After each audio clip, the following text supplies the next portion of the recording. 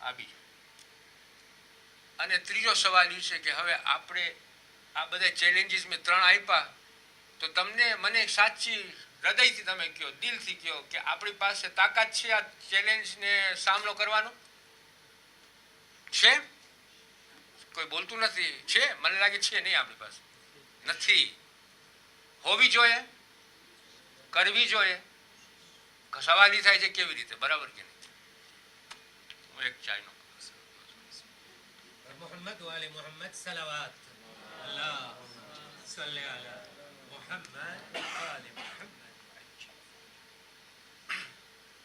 પહેલી વસ્તુ જે આપણને સમજવાની છે એ આ છે કે જે સ્કૂલોમાં ટેકનિક યુઝ થાય છે ભણાવવાની, એનો મતલબ એમ નહીં કે એ જ ટેકનિક આપણે મદ્રેસામાં યુઝ કરીએ. સ્કૂલોમાં જે ટેકનિક યુઝ થાય છે એનો મતલબ એમ નહીં કે આપણે જેમ કે આજે જે આ ટેકનિક છે, ટેકનિક એટલે કે ટેકનિક જે છે એ ટેકનિક આપણી કેવી હોવી જોઈએ? તો અત્યાર સુધી આપણે એ જ ટેકનિક યુઝ કર્યા છે, જે ટેકનિક, જે કોન્સેપ્ટ્સ જે સેક્યુલર એજ્યુકેશનમાં છે એ આપણે લઈને આપણા મદ્રસામાં આપણે અપનાવ્યા છે. જેમ કે ટીચર્સ ટ્રેનિંગ, જેમ કે ક્યુરિક્યુલમ ડેવલપમેન્ટ, જેમ કે શેરિંગ રિસોર્સિસ એન્ડ નેટવર્કિંગ. હવે હું કબૂલ કરું છું કે આવું હોવું જોઈએ. ટીચર ટ્રેનિંગ હોવી જોઈએ, ક્યુરિક્યુલમ ડેવલપમેન્ટ હોવું જોઈએ, શેરિંગ રિસોર્સિસ હોવું જોઈએ અને નેટવર્કિંગ હોય. પણ એની જે વેલ્યુઝ છે ને બધી એ ઇસ્લામિકલી આપણી હોવી જોઈએ. આપણે એ લોકોની મેથડ્સ લઈએ પણ વેલ્યુઝ જે છે એ આપણી હોવી જોઈએ. એ બહુ ઇમ્પોર્ટન્ટ વસ્તુ છે, કારણ કે ઘણી વખત એ ભૂલાઈ જાય છે. બીજું કે જો આપણે એ સવાલ કરવો પડે કે આપણે જ્યારે આ બધું ટીચર ટ્રેનિંગ કરી લીધા, ક્યુરિક્યુલમ ડેવલપમેન્ટ લઈ આવી લીધા, શેરિંગ કરી નાખ્યા રિસોર્સિસ અને નેટવર્કિંગ એ કર્યા, આજે બધા ચાય પીધા અને કબાબ ખાધા અને સમોસા ખાધા અને પછી આપણે પેટમાં હાથ ફરાવીને ઘરે ગયા, તો આપણે સવાલ કરીએ કે આપણે આ બધું કર્યા પછી પણ આપણે એવા છોકરાને પેદા કરીએ છીએ કે જે સવાલ કરતો છોકરો હોય, ક્રિટિકલ હોય, એવો છોકરો મદ્રસામાંથી પેદા કરીએ છીએ આપણે? ક્રિટિકલનો મતલબ સમજાવીશ તમને હું કે ક્રિટિકલનો મતલબ શું છે. ક્રિટિક કરે કે તમે જે કયો એનો સામનો સારી રીતે કરી, કે ભાઈ મને સમજાવો કે આ શા માટે. એમ નહીં કે ખાલી બાસ્કેટની જેમ ઓલો થેલી છે ને, એમટી થેલી લેતો જ હોય અને પછી ગાડીની પછવાડેલું શું છે, બૂટ, કોફર, એ કોફરમાં નાખી અને નેક્સ્ટ ડે આવે તો કોફરમાંથી કાઢીને. ભણતો નથી છોકરો, એને ક્રિટિકલ બનવું પડે, ડાયલોગ કરવું પડે ટીચર સાથે. એટલે આપણી પાસે અત્યારે આપણને ઓરિજિનલ બનવું પડે. ઓરિજિનલનો મતલબ એમ કે આપણું પોતાનું રિસર્ચ આપણે કરીએ. જે તમે કરી શકો છો, તમારી પાસે આટલું નોલેજ છે, તમે આટલું 6-8 વર્ષનો તમારો ખજાનો છે, તો એમાંથી આપણે રિસર્ચ બનાવીએ ને ઓરિજિનલ મેથોડોલોજી આપણે કરીએ, આપણે બનાવીએ પોતે, એના કોન્સેપ્ટ લઈએ પણ આપણું કોન્ટેન્ટ આપણું નાખીએ આપણે. ઓકે, આ થઈ ગયો એક ચેપ્ટર ચેલેન્જીસનો ને એ બધું. હવે સવાલ ઊભા થયા છે કે હવે આપણે આગળ કેવી રીતના વધીએ.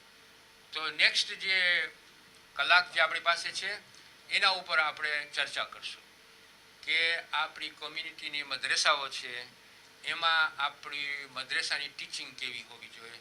હવે હું મારું રિસર્ચ તમને મારી થિંકિંગ તમને શેર કરું છું. તમને બીજી બાજુથી થિંકિંગ મળી હશે અકબરભાઈ, બરાબર કે નહીં? બીજાઓ આવીને તમને એ લોકોની થિંકિંગ, હું મારી થિંકિંગ તમને આપું છું.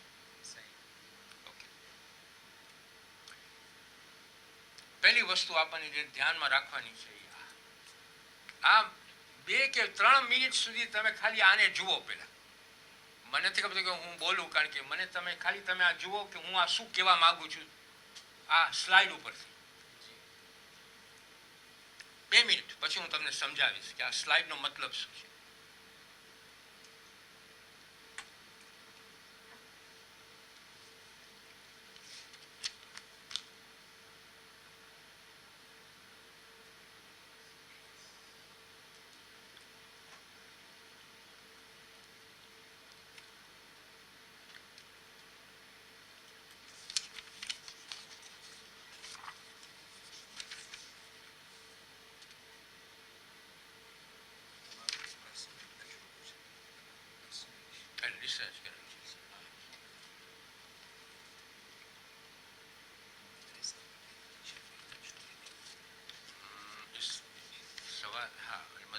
ટીચર પહેલાં હતો જમાનામાં 16-17 વર્ષે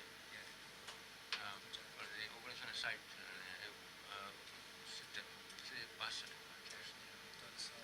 પણ હું ઇસ્લામિક કોલેજમાં ભણાવું છોકરાઓ એટલે કે યુનિવર્સિટી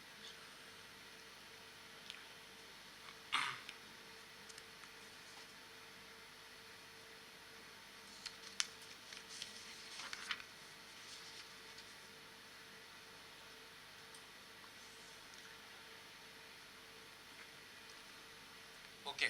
તો પહેલી વસ્તુ તમે જો નીચે આપણે ઇન્ફોર્મેશનથી શરૂ કરીએ છીએ. ઇન્ફોર્મેશનનો મતલબ એમ કે આપણે માહિતી આપીએ. આપણે છોકરાઓને એક ફેર માહિતી આપી દીધી, ઇન્ફોર્મેશન આપી દીધું, તો ઇન્ફોર્મેશન આપ્યા પછી નોલેજ ક્યારે બને છે? આપણે કે ઇન્ફોર્મેશન તો ડાટા ને, ડાટા આપ્યા. આપણે એક ફેરે ડાટા આપી દે છોકરાઓને, પછી એ ડાટામાંથી ઇલ્મ ક્યારે બને? એ બહુ બહુ ઇમ્પોર્ટન્ટ વસ્તુ છે. આ જો નહીં સમજી શકો તો આ આગળ જ નહીં વધે. ડાટા આપ્યા છોકરાઓને આપણે ડાટા કેવી રીતના આપે છે? આપણે કે જેમ સ્ટેટિસ્ટિક્સ આપે ને એ રીતના આપણે સ્ટેટિસ્ટિક્સ આપે. નમાઝ તમે 5 વખત પઢો, રમઝાનના રોજા તમે આટલા દિવસો રાખો, આ કરો, આ કરો, આ કરો, આ બધી ઇન્ફોર્મેશન આપ્યું, બરાબર ને? પણ ઇલ્મ ક્યારે એને હાસિલ થાય? ક્યારે? હા હા હા હા, બરાબર છે. બહુ ફાઇન એક્ઝામ્પલ આ છે કે એમાંથી ડાટામાંથી આપણને પેટર્ન ગોતવું પડે, અંદર નકશો બનાવવો પડે. કારણ કે તમને જ્યારે ડાટા મળે, જેમ કે હું તમને કહું કે રેયુનિયનમાં આ સિટીમાં આ રસ્તો છે, એ રસ્તામાં મહિનામાં કોઈ માને કે 30 એક્સિડન્ટ થયું, 30 એક્સિડન્ટ થયું. અને ગાડીઓ જ્યારે એક્સિડન્ટ થતી હતી ત્યારે એ લોકોના એવરેજ સ્પીડ હતા લગભગ 70 માઇલ્સ પર આવર. આ ડાટા છે, બરાબર કે નહીં? એમાંથી આપણે નોલેજ બનાવવું હોય તો આપણને એનો નકશો બનાવવો પડે. નકશો આપણે આ બનાવી શકીએ કે ભાઈ અહીંયા એક્સિડન્ટ બહુ થઈ ગયા અને બીજું સ્ટેટિસ્ટિક્સ મળ્યું કે સ્પીડ બહુ હતી, તો આપણે આ બંનેને કનેક્ટ કરીએ કે સ્પીડ વધારે હોવાથી એક્સિડન્ટ વધારે થાય છે. તો નોલેજ આપણું શું થયું? કે નોલેજ એ થયું કે આપણે કહીએ કે હવે અહીંયા સ્પીડ લિમિટ રાખવી જોઈએ અને એક્સિડન્ટ્સ ઓછા થાય. એ થયું ઇલ્મ, બરાબર કે નહીં? એટલે જ્યારે આપણે ઇન્ફોર્મેશન આપે છોકરાઓને, ત્યારે આપણે છોકરાઓને શીખવાડવું પડે કે એમાંથી તમે નકશાઓ કેવી રીતના બનાવો, ઇલ્મ કેવી રીતના હાસિલ કરો. એ ટેકનિક હું તમને સમજાવીશ કે આપણે કેવી રીતે કરી શકીએ, બરાબર કે નહીં? હવે એક ફેરે ઇલ્મ મળી ગયું, તો ઇલ્મમાંથી હિકમત કેવી રીતના મળે? ઇલ્મ તો મળી ગયું, મને ખબર પડી ગઈ કે હવે એક્સિડન્ટ થાય છે, અહીંયા સ્પીડ લિમિટ આવી ગઈ છે, સ્પીડ લિમિટ ખપે અહીંયા. તો હિકમત ક્યારે થાય? હિકમત ક્યારે ખબર?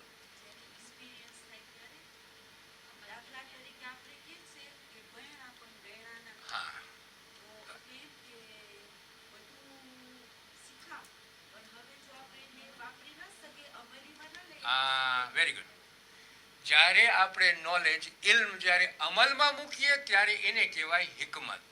સમજ પડી? હવે ઇન્ફોર્મેશન મળ્યું, ડાટા, ડાટામાંથી આપણે નકશો બનાવ્યો, ઇલ્મ, ઇલ્મ જ્યારે અમલમાં મૂકીએ ત્યારે થઈ હિકમત, બરાબર કે નહીં? આ 3 વસ્તુની મેથોડોલોજી આપણે બધા પાસે છે.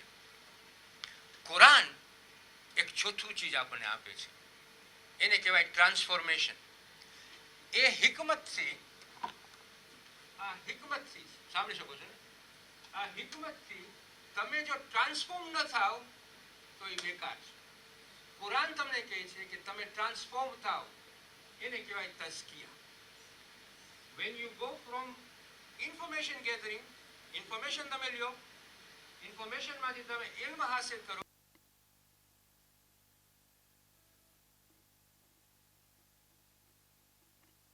ત્યારે તમે કહેવાય તઝકિયા. આ કુરાન આના ઉપર ભાર.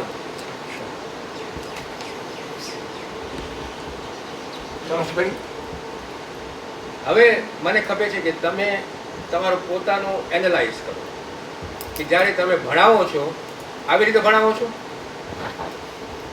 ભણાવતા હશો આવી રીતે, પણ હવે તમને મગજમાં આવી ગયું કે ભાઈ હું જ્યારે ભણાવું ત્યારે આવી રીતે ભણાવું, કે ઇન્ફોર્મેશન આપું ત્યારે હું વિચાર કરું કે હવે એ લોકોને નોલેજ એ લોકો કેવી રીતે બનાવશે, આનામાંથી નોલેજમાંથી પછી હિકમત કેવી રીતે મેળવશે અને હિકમતથી કેવી રીતે પોતાને ચેન્જ કરશે. આ એક મોટો કોન્સેપ્ટ છે આપણા, એક મેથોડોલોજી આપણી છે કે એ મેથોડોલોજીથી આપણે છોકરાઓને ટ્રાન્સફોર્મ કરીએ. તઝકિયા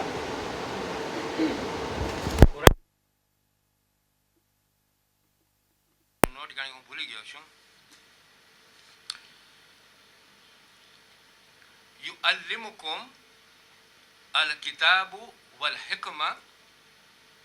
આ તો સમજ પડી બરાબર ને?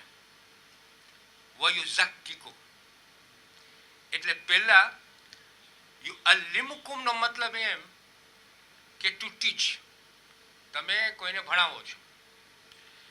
અલ કિતાબુ એમાંથી તમે ખબર ઇન્ફોર્મેશન લ્યો છો અને એ ઇન્ફોર્મેશન આપ્યા પછી તમે ઇલ્મ બનાવો છો.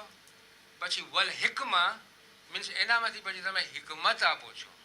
અને પછી અલ્લાહ ચોથું કોન્સેપ્ટ આપે છે વયુઝક્કિકુમ મીન્સ કે તમે એને તઝકિયા સાથે જોડો છો, ટ્રાન્સફોર્મ કરો છો એ માણસ.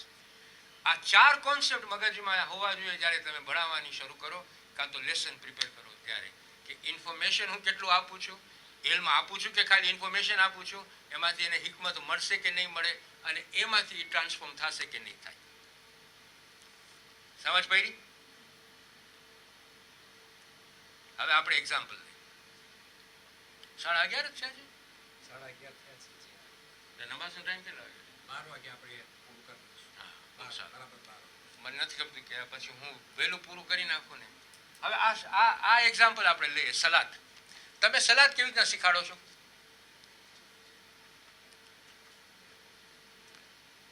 મને પ્લીઝ સમજાવો. તમે નમાઝ કેવી રીતના શીખાડો છો છોકરાઓને? આ તમે જુઓ ને, હું આ બંધ કરી નાખું. તમે નમાઝ કેવી રીતના શીખાડો છો? પ્લીઝ તમે નમાઝ તો આ મદ્રસામાં નમાઝ શીખવાડાય છે કે નથી શીખવાડે? તો હું હેરાન થઈ જઈશ. પ્લીઝ તમે મને કહો, નમાઝ આ ભાઈ તમે બોલ્યા ને, તમે શરૂ કરો. તમે હિંમતવાળા છો. નમાઝ કેવી રીતના શીખાડો છો તમે? જે તમારા મગજમાં આવે તમે જે રીતના શીખાડો છો તો બોલો. તમે નથી શીખાડતા? નમાઝ કોણ શીખાડે છે? કેવી રીતના શીખાડે? હા બોલો તમે. હા વાંધો નહીં, તમે કયો કેવી રીતે શીખાડો છો? આપણે એક્ઝામિન નથી કરતા, કેવી રીતના શીખાડો છો? હા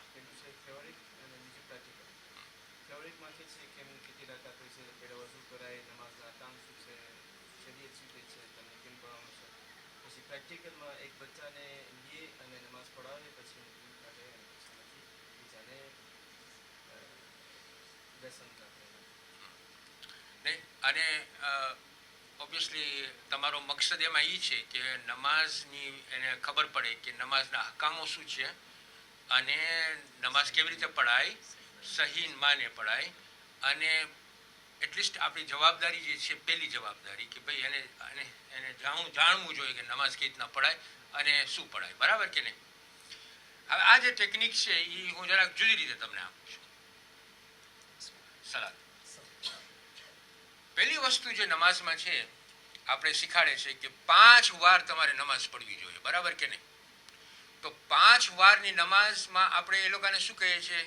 એને કે તારી સુબુની નમાઝ હોવી જોઈએ, તારી ઝોહરની નમાઝ હોવી જોઈએ, તારી અસરની નમાઝ હોવી જોઈએ, તારી મગરિબની નમાઝ હોવી જોઈએ, તારી ઈશાની નમાઝ હોવી જોઈએ. બરાબર કે નહીં? જ્યારે આપણે એ છોકરાને કહીએ તું નમાઝ પઢ, તો 2 ચીજ એને યાદી કરવી પડે. એક તો ટાઈમ અને બીજી જગા. એનો મતલબ એમ થયો કે એ જ્યારે એ વિચાર કરે કે મને ટાઈમનું પાબંદી કરવી પડશે ને મને જગાની પાબંદી પડશે, તો એ વિચાર કરશે કે હું છું ક્યાં. હવે સમજ પડી? હું ક્યાં છું? હું હવે નમાઝ પડવા માટે અલ્લાહની સામે ઊભો છું. હું ક્યાં છું? જ્યારે એને ખબર પડે કે હું ક્યાં છું તો એ જઈ શકે કે મને ક્યાં જવાનું છે, તો આ 5 વખતની નમાઝ એને સમજાવે છે કે તું છો ક્યાં અને તું ક્યાં જવાનો છે. તો એનો એડ્રેસ કયું છે ક્યાં જવા માટે? કિબલો. કિબલો એનું એડ્રેસ છે.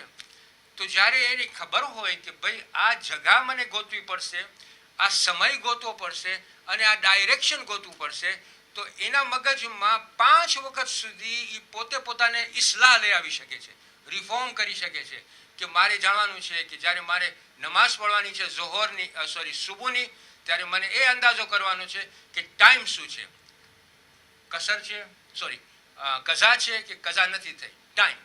બીજું કે હું હલાલ જગા ઉપર છું કે હરામ જગા ઉપર છું, ને મારો કિબલો ક્યાં છે, મારી ડાયરેક્શન ક્યાં છે. તો એ 5 વાર પોતાને સવાલ કરે છે કે મારે અલ્લાહ પાસે જવાનું છે, મારે પૂછવાનું છે હું છું ક્યાં, અલ્લાહની સામે ઊભવાનું છે અને મારે એની નજદીક જવાનું છે. મને જ્યાં જાવું છે એ 5 વાર હું મારા પોતાને રિફોર્મ કરીશ. એટલે આપણામાં હદીસ છે કે જે બંદો નમાઝ પડતો હોય એ ગુનાહ ઓછા કરતો હોય. બરાબર કે નહીં?